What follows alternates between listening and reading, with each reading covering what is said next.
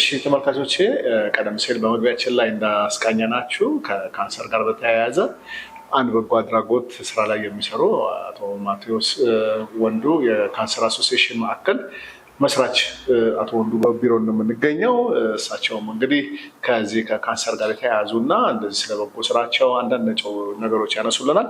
አብራችሁን እንድትቆዩ ነው የምንጋብዘው። እዚህ ቢሮአቸው ነው እንግዲህ መተን ቃለ መጠይቅ እያደረግንላቸው ያለ ነው። አብራችሁን ስላላችሁ እጅግ ደስ ይለናል። ብዙ ነገሮች ትማራላችሁ ብለን ተስፋ እናደርጋለን። እስቲ በኢትዮጵያ ካንሰር ራሱ ምን ይመስላል? ልጃችሁ ላይ ሲደርስ ቀደም ብሎ እውቀት ነበራችሁ? እንዴት መጥቶ የእናንተን ድርጅት በዛው እግረ መንገዱን ተመሰረተ ብሎ ጠቅላላ ያለ ሀሳብ እስቲ ለተመልካቾቻችን እናንሳ። እንግዲህ ስሜ ወንዱ በቀለ ይባላል። የማቴዎስ ወንዱ ኢትዮጵያ ካንሰር ሶሳይቲ ከመሰረቱት 15 ሰዎች አንዱ ነኝ። አሁን ደግሞ የድርጅቱ ዋና ስራ አስፈጻሚ ሆኜ እየሰራሁ ነው ያለሁት። እንግዲህ ካንሰር በኢትዮጵያ ውስጥ በምን ደረጃ ላይ ነው ያለው የሚለውን ለመግለጽ ትንሽ አስቸጋሪ ነው። ምክንያቱም ማዕከላዊ የሆነ የካንሰር ማዕከል ወይም ሬጂስተሪ ስለሌለን ነው። እሱ ሲኖር ነው እንግዲህ ይህን ያህል ህሙማን አሉ፣ ይህን ያህል ተጎዱ፣ ይህን ያህል ሞቱ የሚባለውን መረጃ ማቅረብ የሚቻለው። በአሁኑ ጊዜ እንግዲህ አንዳንድ ጥናቶች የሚያሳዩት በየአመቱ ለምሳሌ 70,000 ሰው በካንሰር ህመም ይያዛል። ከዛ ውስጥ ደግሞ ያው 70% ህይወቱን ያጣል። ለምን? ዘግይቶ ስለሚመጣ፣ ህክምና ማድረግ የማይቻልበት ደረጃ ላይ ሆኖ ስለሚመጣ። አንዳንዱም ይህን ቁጥር ወደ 100,000 ከፍ የሚያደርጉትም አሉ፣ ከዛም በላይ ያደርጉታል። ይሄ እንግዲህ ሊቀረፍ የሚችለው ቅድም እንዳልኩት የካንሰር ሬጂስተሪ ወይም የካንሰር መቆጣጠሪያ ማዕከል ሲኖረን ነው በሀገር አቀፍ ደረጃ።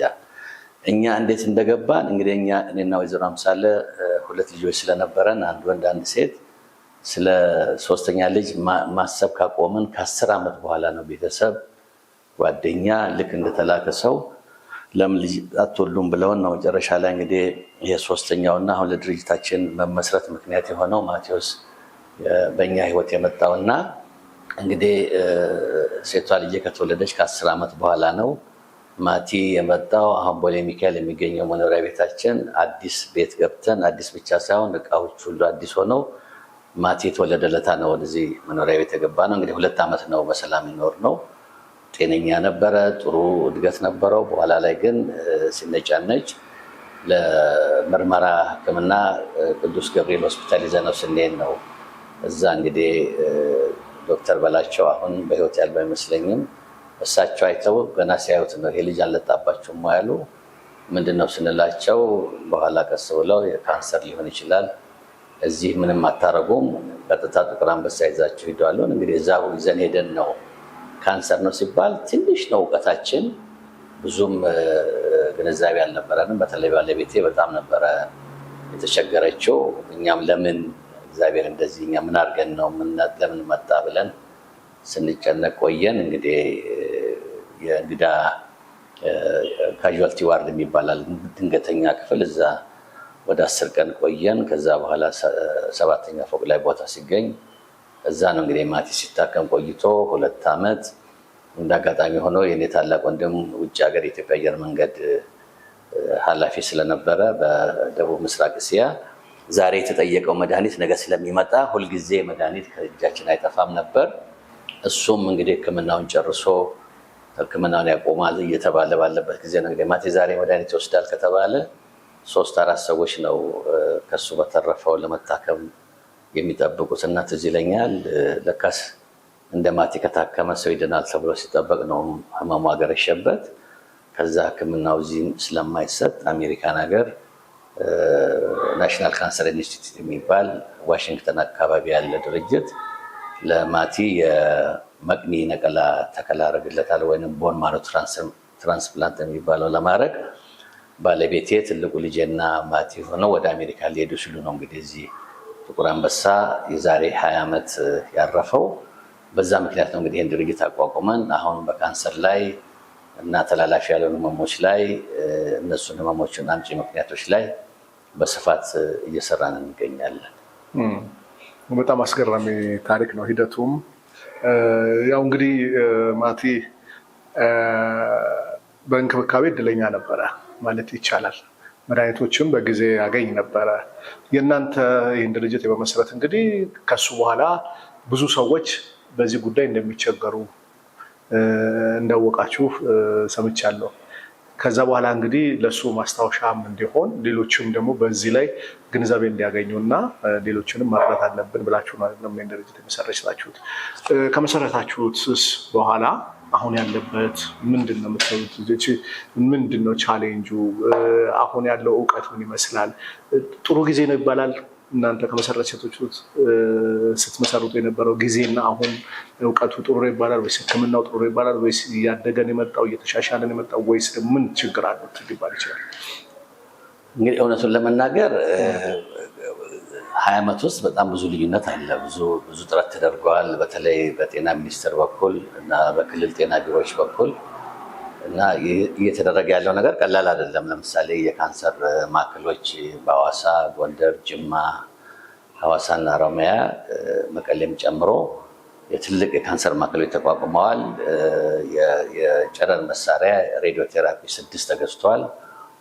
ለምሳሌ ማህፀን ጫፍ ካንሰር ላይ ወደ ከ1300 የህክምና ማዕከሎች ላይ ህክምናው ከሞላ ጎደል በነፃ እየተሰጠ ነው ያለው። ለማህፀን ጫፍ ካንሰር ለምሳሌ 14 ዓመት የሆኑ ልጃገረዶች ኢትዮጵያውያን የክትባት እየተሰጠ ነው ያለ። ይሄ ቀላል ነገር አይደለም። ግን ያው እንዳልከው አሁን በቅርብ እንግዲህ ጤና ሚኒስቴር በሚሰጠው አመራር እና ድጋፍ ኢትዮጵያ ውስጥ ካንሰርን በተለይ ከሌሎች የተለያዩ ተላላፊ ካልሆኑ ህመሞች በጥሩ ሁኔታ እየተመራ ነው የሚገኘው። ግን አሁንም ቢሆን ያው የመድኃኒት እጥረት አለ፣ የባለሙያዎች ተረጋግቶ አለመስራት አለ፣ የምርመራ መሳሪያዎች ተሟልቶ አለመገኘት አለ። እንግዲህ የተለየ ክፍል ይፈልጋል። ካንሰር ያው ልክ እንደ የህመም መከላከያ እንትናቸው እንደሚጎዳ ህሙማን በሙሉ ራሱን የቻለ ክፍል ንጹህ የሆነ ምንም ነገር ሰው የማይገባ የማይወጣበትን መከላከል ይፈልጋል እና በዛ በኩል አሁንም ክፍተቶች አሉ።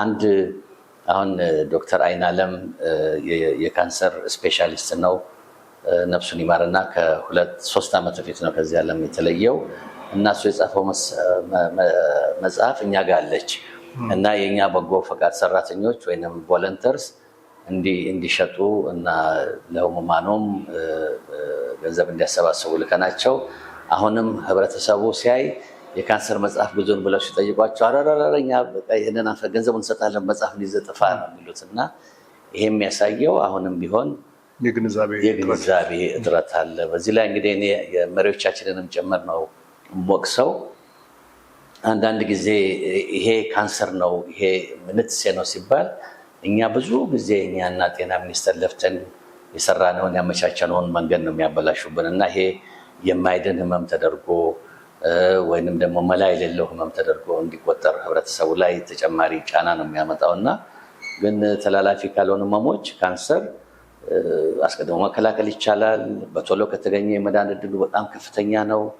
እኔም የሚያንገበግበኝ አሁን የልጄ በሚድን በሚታከም ህመም እዚህ ሀገር ላይ ወደ ውጭ ሀገር ሲሄድ በማረፉ ምክንያት እዛ የደረሰብንን ሀዘንና መከራ ነው እንግዲህ ወደ መልካም አጋጣሚ ቀይረን ማቲ ቢሞት ብዙ ማቲዎችን ማዳን እንችላለን።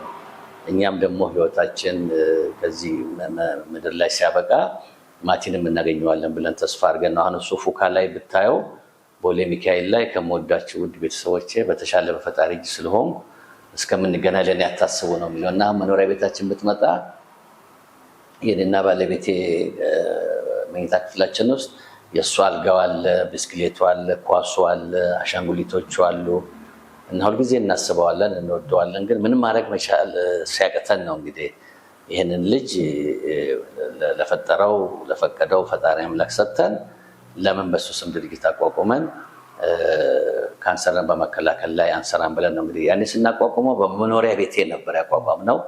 እኔ 2 ስራ ለመያዝ ተገደድኩ። የማቴዎስ ወንዱ የኢትዮጵያ ካንሰር ሶሳይቲ ዋና ስራ አስኪያጅ ሆኜ ያለ ደሞዝ 6 ዓመት የብሔራዊ ትንባሆ ድርጅት ደግሞ አስተዳዳሪ ሆኜ በጥሩ ደሞዝ ስሰራ ቆየው። በኋላ ላይ ደግሞ ያው እንግዲህ የካንሰር ዋናው አምጪ ትንባሆ ስለሆነ የጸረ ትንባሆ ዘመቻ በተወሰኑ ትምህርት ቤቶች ውስጥ ማካሄድ ስንጀምር እዚህ ትንባሆ አስመርታለሁ፣ እዚህ ትንባሆ አታጭሱ ስላለው በኋላ ተቃርኖ ሲመጣ ከሁለት አንዱ መምረጥ ነበረብኝ። እንግዲህ ያኔ ገንዘብም ብዙ እጄ ላይ አልነበረም። ከባለቤቴ ጋር ተማከረን። ያው ምንም በእጃችን ላይ ገንዘብ ባይኖር እግዚአብሔርን አምነን ታምነን ከሰራን አይጥለንም ብለን ትንባሆን በገዛ ፈቃዴ ስራ ለቅቄ ወርቅ ሸልመውን የተለያየ ነው እና ዛሬ እንግዲህ አሁን ማቴዎስ ወንዱ 30 በላይ ሰራተኞች አሉት። ለምሳሌ ከ4ቱ ፒኤችዲ ዲግሪ ያላቸው ናቸው፣ ዶክተሮች ናቸው። 13 ማስተርስ ዲግሪ ያላቸው ናቸው። 6 የመጀመሪያ ዲግሪ ያላቸው ናቸው። 9 ፕሮጀክቶች ነው ስራ ላይ የምናውለው። ህፃናት ላይ፣ ሴቶች ላይ፣ ትንባሆ ላይ ብቻ 3 ፕሮጀክቶች አለን። የሳምባ ካንሰር ላይ እንደዚህ 3 ፕሮጀክቶች አለን። ከሃርቫርድ ዩኒቨርሲቲ ጋር ደግሞ ሙከጦሪ እና አዲስ ዘመን ላይ የምንሰራው ፔን ፕላስ የሚባል ፕሮጀክት አለ። ከዛ ደግሞ ምግብ ላይ የሚሰራ ሌላ ፕሮጀክት አለን። እንግዲህ ከሞላ ጎደል አሁን ማቴዎስ ወንዱ በአገር አቀፍ ደረጃ የተቀናጁ ህብረቶችን በመምራት ይታወቃል። ለምሳሌ የሳምባ ካንሰር ፕሮጀክት አሁን ጥቁር አንበሳ ብትሄዱ የሳምባ ክፍላቸውን አድሰን ብሮኖስኮፒ እና ኢበስ ገዝተን ኢበስ በኢትዮጵያ የመጀመሪያ ነው፣ በአፍሪካም ሁለተኛው ነው የሚባለው። አሁን ሙከጦሪና ማነው ቱሉ ቦሎ እና ዱብቲ ላይ የካንሰር ህክምና ማዕከል እንዲጀመር ተደርጓል። አፋር ላይ ከአምሬፍ ጋር ነው የምንሰራው። ኦሮሚያ ላይ ከኳም ጋር ነው የምንሰራው። እዚህ ሀገር ደግሞ ሜሪጆይ እና እዚህ ከተማ ደግሞ ሜሪጆይ እና ከኢትዮጵያ ኢንተራክሽን ሶሳይቲ ጋር ነው የምንሰራው። ፔን ፕላስም ቢሆን አፍሪካ ውስጥ የአገር በቀል መንግስታዊ ድርጅት የሚመራው እኛ ማቴዎስ ወንዱ ብቻ ነው። የሳምባውንም ቅድም እንደነገርኳችሁ የሁለቱ ዓለም አቀፍ ሁለቱ አገር አቀፍ ድርጅቶች ያሉበትን ህብረት እየመራን ያለ ነው። እንግዲህ ከሞላ ጎደል አሁን ሁኔታዎች እየተሻሻሉ ነው ያሉት። የ5 ዓመት የካንሰር እቅድ እንዲወጣ ከጤና ሚኒስቴር ጋር ረድተን ተባብረን በጤና ሚኒስቴር በኩል እቅዱ ወጥቶ ስራ ላይ ውሎ አሁን ሁለተኛው እቅድ እየወጣ ነው ያለው። እዛም ውስጥ እንግዲህ በምንችለው ሁሉ እየተሳተፍን እንገኛለን። በጣም ዘርዘር ያለ ሀሳብ የምፈልገውን እንደገለጹልኝ። እስኪ በእርሶ በኩል መገለጽ አለበት ስለ ድርጅታችሁ፣ ስለ ካንሰር ግንዛቤ አጠቃላይ እስኪ መገለጽ አለባቸው ህብረተሰቡ ማወቅ አለባቸው የሚሏቸውን እና ከእናንተ ካገኛችኋቸው በጎ ተግባሮች ምስጋናዎች ጋር ደስ ያሉትን የግል ገጠመኞትን ጨምሮ ውስጥ ያጫውቱ። እንግዲህ በዚህ በ20 ዓመት ውስጥ ያው 20ኛ ዓመታችንን አክብረናል። በ20 ዓመት ውስጥ እየወደቅንም እየተነሳንም አሁን ቅድም እንደተባለው ያው የተለያዩ ተግዳሮቶች ያጋጥሙናል። አሁን ለምሳሌ የካንሰር ህሙማን 24 አልጋ ያላት ማዕከል አለችን። እዛ በቀን 5,000 ብር ነው የምንከፍለው ቤት ኪራይ። እዚህ አሁን ቢሮ 5,000 ብር ነው እና ይሄ እንግዲህ በቀን 10,000 ብር ማለት ነው። በወር ወደ 300,000 ብር ነው የምናወጣው እና በአመት ወደ 3.6 ሚሊዮን ብር ነው የምናወጣው። እንግዲህ ለአንድ አገር በቀል ድርጅት መንግስታዊ ድርጅት ይከብዳል። ያ ከሚሆን መንግስት ቦታና ቤት ሰጥቶን ቢሆን ኖሮ ዛሬ የምንረዳቸውን ወደ 172 የሚሆኑ የካንሰር ህሙማንን በእጥፍ ጨምረን ለምሳሌ 500 1,000 ማድረግ እንችላለን። በሌላ በኩል ደግሞ እኛ የጤናማ አፍሪካ የሚባል ፕሮጀክት አለን። ይሄ ፕሮጀክት ምንድን ነው? ሰው ከእግዚአብሔር ፈቃድ ጋራ መታመም የለበትም። ከታመመም ቶሎ ወደ ህክምና መምጣት አለበት። ህክምና ደግሞ ሲታከም ከአቅም በላይ ከሆነ ህክምናው እንዲሰጠው የሚደረግበትን መንገድ የሚያሳይ ነው። እኔ እንዳው እንደ ቅምሻ ያህል እንዳው ለእናንተ አድማጮች እና ተመልካቾች የማቀርበው ከእግዚአብሔር ፈቃድ ጋራ እነዚህ አሁን ወደ 20 ነው የሚሆኑት አጠራጠር አድርጌ ላቅርባቸውና እነዛ ላይ ከሰራን ከካንሰር ብቻ ሳይሆን ተላላፊ ካልሆኑ ህመሞች ላይ ራስ መከላከል ይቻላል። አንደኛው አመጋገባችን ነው። አመጋገብ ሲባል ጥራጥሬ፣ ፍራፍሬ፣ አትክልት ላይ ያተኮረ ስጋ አትብሉ ማለት አይደለም። ስጋ በመጠኑ ቢሆን እንደውም ባለሙያዎች የሚሉት እነ ዶክተር ዘላለም እንደ ሳህናችን የኢትዮጵያ ባንዲራ ቢኖረው ነው የምትለው። ምክንያቱም አረንጓዴ ነገር ያው ጥራጥሬ፣ ፍራፍሬ፣ አትክልት ቢኖረው፣ እንደ ቢጫው ነገር ደግሞ እንደ አልጫ፣ ሽሮ ምናምን ነገር ቢኖር፣ ቀዩ ደግሞ ከሆነ ያው ስጋም ካልሆነ ደግሞ ዶሮ፣ የአሳም ቢሆን የበለጠ እንትን ይላል። ሁለተኛው ክብደታችን ነው። ክብደታችን ከቁመታችን ጋር ተመጣጣኝ መሆን አለበት፣ አለዛ አደጋ አለው። ሶስተኛውን ኢትዮጵያ ውስጥ እኔ በጣም እየጨመረ ያለያየሁት በቂ አካል እንቅስቃሴ ያለማድረግ ነው። ያለውም መኪና ላይ ተጣብቆ ነው የሚውለው።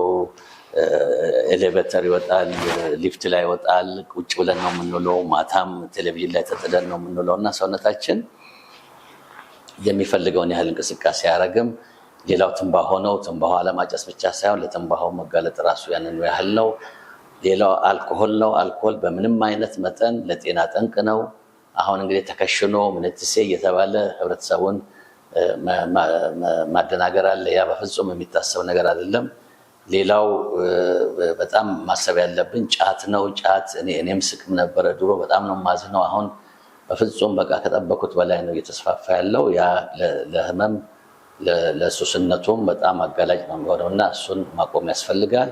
ሌላው እንግዲህ ጨው ነው። ጨው ከ4 ግራም በላይ በቀን መጠቀም በጣም አደጋ አለው። ሌላው ስኳር ነው። ስኳር እንግዲህ ስኳር በኬክ በምናምን ብቻ ሳይሆን ለስላሳ መጠጡም ራሱ ስኳር ነው። ከዚህም መቆጠብ ያስፈልጋል። እኔና ባለቤቴ እንግዲህ ጠዋት ከእንቅልፋችን ስንነሳ የመጀመሪያ ነገር ሙቅ ውሃ ነው የምንጠጣው። ቢሮም አሁን እየጠጣ ያለሁት ሙቅ ውሃ ነው። ቀዝቃዛ ውሃ አልጠጣም። አሁን አሜሪካ ነገር ሳንዲያጎ፣ ሎስ አንጀለስ፣ ኒውዮርክ፣ ቺካጎ እና ዋሽንግተን ቆይተን በመጣንበት የታዘብነው ነገር ቢኖር ሁሉ ቦታ ስንሄድ በበረዶ ውሃ ሲጠጡ ነው ያየነው እና ያ ጤነኛ አይመስለኝም። ሌላው እንግዲህ አጠራጠር አድርጌ የማቀርበው ለጤናችን ጥሩ እንዲሆን ከፈለግን ጥሩ ነገር ማሰብ ነው። በቃ ስንነሳም ስራ ቦታም ላይ ሰውነታችን ቂም ይዞ በሰውም ላይ በሌላም ላይ ያ ለሰውነታችን ተጨማሪ ጣጣ ነው የሚያመጣው። ሌላው እንግዲህ ማመስገን ነው። እኛ አሁን ማቴዎስ ወንዱ ከመኖሪያ ቤት ተነስተን አሁን እዚህ ደረጃ ላይ ስንደርስ እግዚአብሔርን ካላመሰገን በጣም በእውነት ያስጠይቃል። እግዚአብሔርን ማመስገን ያስፈልጋል። የትዳር ጓደኛን፣ የስራ ባልደረባን፣ ማንኛውንም ነገር ማመስገን ያስፈልጋል። ሌላው ደግሞ እንግዲህ ማንም ለማንም የሚሰጠው የለም። ያው እግዚአብሔር ከሰጠን ላይ ነው የምንካፈለው። ለሰው ደግሞ መስጠት ደግሞ በጣም ጥሩ ነው። እንግዲህ በአቅም መሆን አለበት። ሌላው አሁን ምን ነው የምንቆጠበው እንዳትልኝ እንጂ አፍሪካ ላይ በኢትዮጵያም ላይ ትልቁ ነገር ቁጠባ ለመልመድ ነው። እንደውም አንድ በጣም የታወቀ የሲኤንቢሲ ጋዜጠኛ ምን ይላል? 2 ብር ከ50 አሁን እንኳን 2 ብር ከ50 አይደለም 5 ብር ከፍዬ ስታርባክስ ገብቼ ቡና አልጠጣም። እሷን ላለመጠጣት ቤት ያፍልቼ ጠጥቼ ነው የምወጣው። እሷን ለማፍላት 18 ሳንቲም ነው ኮስት የሚያደርገኝ። የቀረውን ኢንቨስት አደርጋለሁ ነው የሚለው። እንግዲህ በሚሊዮን የሚከፈል ደሞዝ የሚከፈለው ሰው ነው እንደዚህ የሚያደርገው። ሌላው እንግዲህ ከትዳር ዓለም ላይ ነው። አሁን ያው አይታችሁት ይሆናል ኢቢኤስ ላይ ባለትዳሮቹ ላይ ቀርቤ የ40 ዓመት ከወይዘሮ አምሳለ ጋራ እንዴት አድርጋ እንዳረቀችኝ እንዳስተካከለችኝ። እሷ የቤታችን የጠቅላይ ሚኒስትር ነች፣ እኔ እንደ ፕሬዚዳንት ነኝ። እንዴት አድርገን አሁን ይህንን አሜሪካንም ሀገር ስናስተምር ቆይተን የመጣ ነው እና ትዳር ራሱ በጣም ከፍተኛ የሆነ ነው። ብዙ ሰው ለመጋባት እየፈራ ነው፣ የተጋባውም እየተፋታ ነው ያለው እና በተለይ ኢትዮጵያ በጣም የሚያስፈራ ነው። እዚህም ውጭም ሀገር ትዳር በጣም መሰረታዊ የሆነ ነገር ነው።